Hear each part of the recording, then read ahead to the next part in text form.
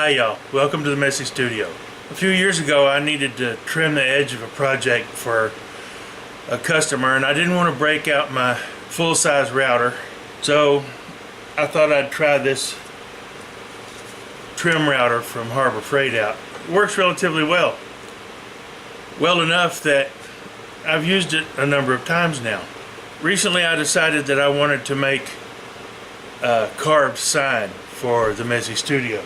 Basically, I'm going to use this. Lay it out on some wood and carve it out with the router. I've been watching Dave and Eric, I believe it's Rhoten. I'll put a link to their channel below. They do hand-carved signs using routers.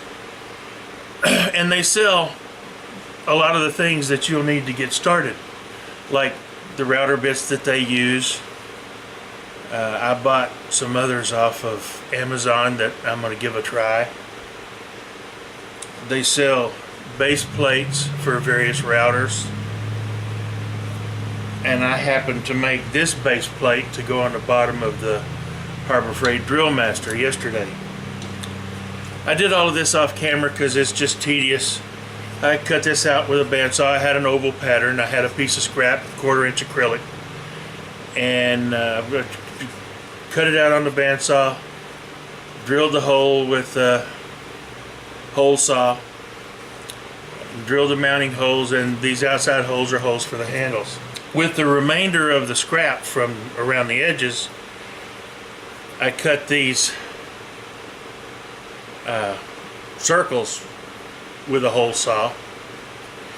And several years back I had used a hole saw to cut some holes in a piece of Corian, and I just happen to have 4 of them. Those will be good for the top of the handles, and the handles will go in here.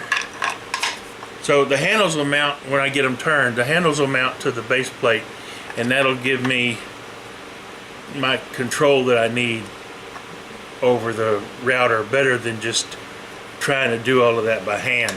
I can leave my hands on the wood and make that happen. So today I'm actually going to put these on the lathe and make them look like handles. So stay with me and let's see where we go. Yesterday I glued these pieces together with super glue, and then I ran a 1/4 bolt through to hold them. Now the great thing about drilling out to a 1/4 inch is this fits perfectly on a 7mm mandrel. This is an adjustable mandrel. I've shortened it up. So I'll finish getting this all buttoned up and then we'll turn it around. Okay, let's see if we can turn this around.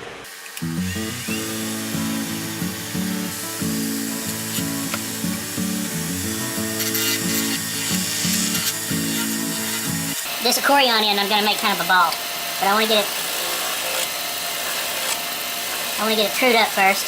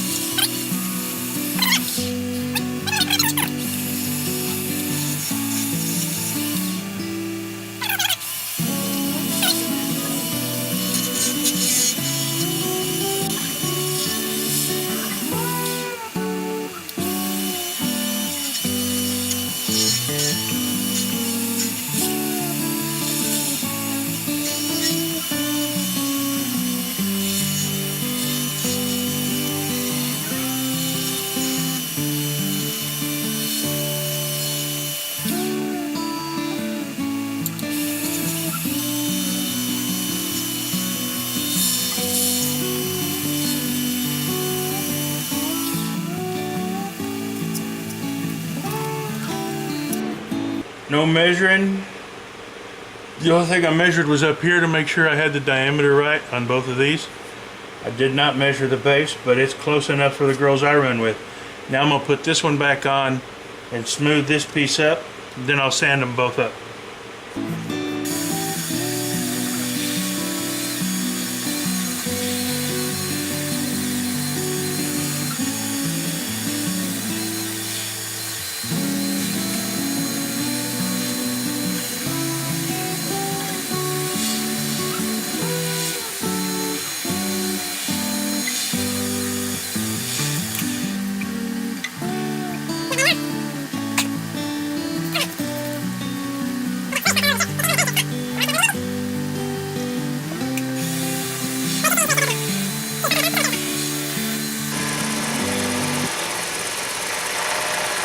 Going in with the Novus plastic polish.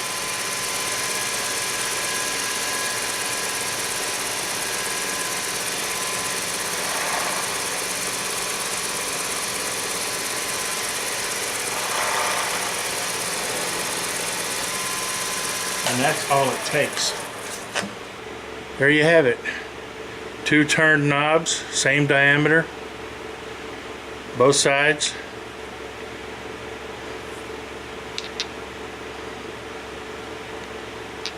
Same height. Now it's time to put them on the base.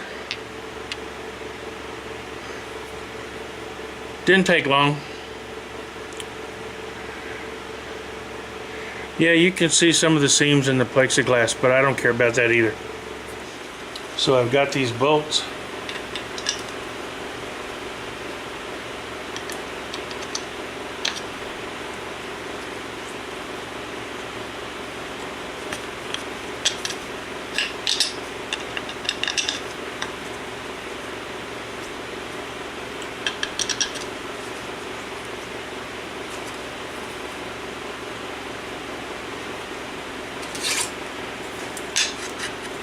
I want these below the surface because I don't want them dragging. I miscalculated my measurement.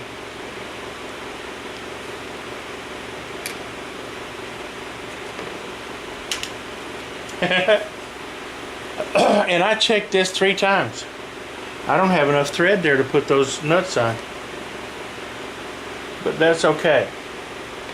I could mix up some epoxy and fill those. So that's what I'm going to do.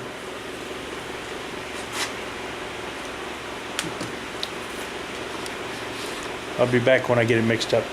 As usual, I forgot to turn the camera back on, but I mixed up some epoxy, made it black, and then filled these holes, and I'll let it cure.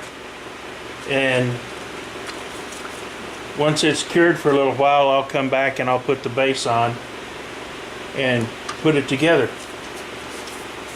and show you the final product. Okay, this is dry now. You can see the black epoxy in these. This is just I had some scrap 1/4 inch acrylic that I used for the base. Printed an oval on my computer, taped it down, or used some spray adhesive and stuck it down, cut it out on the bandsaw, smoothed it up on my sander. Turned these nice knobs. Now, Dave and Eric Rhoten use, I think he uses stepped plexiglass like I had on here, but they don't turn it down and they don't turn their own knobs. You can if you want to.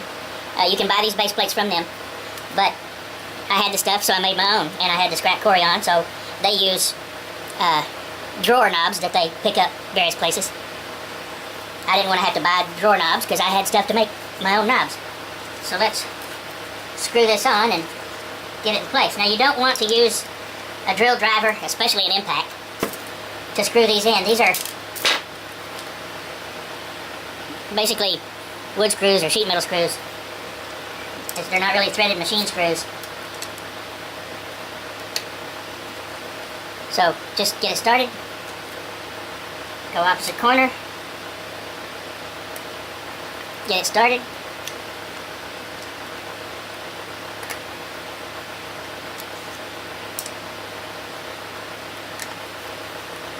And just snug it up. You don't have to get real tight. You don't want to strip these. You don't want to strip that plastic. just snug. If it vibrates loose on you, use Loctite when you tighten them back up.